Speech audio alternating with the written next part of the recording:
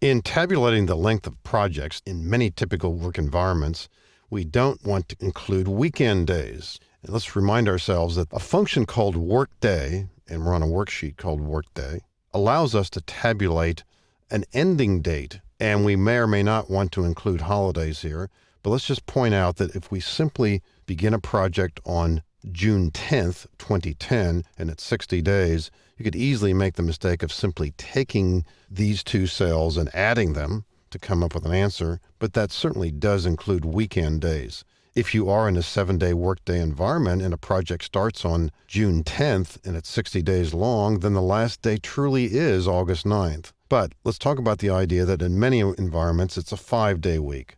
So we want to, without painstakingly counting those weekend days and not including them in our list here, let's use equal workday.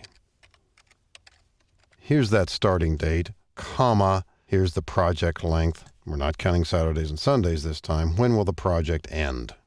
And there we see it, on September 2nd. Now, there are some holidays involved here, and we've got a list of holidays in column A. We can either highlight the relevant ones as we use this function.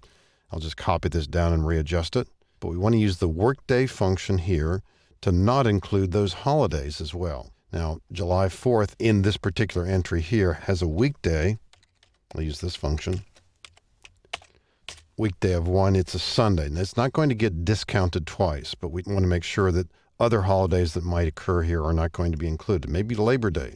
So, editing this function, comma, let's not include the holidays here.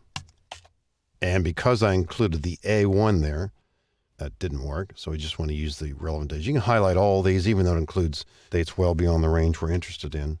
There we go. And so it's only a 1-day difference, and that's probably because July 5th, which is a Monday, was a holiday in this particular working environment. So this plays out very similarly to the net workdays function that you might have seen in a previous movie.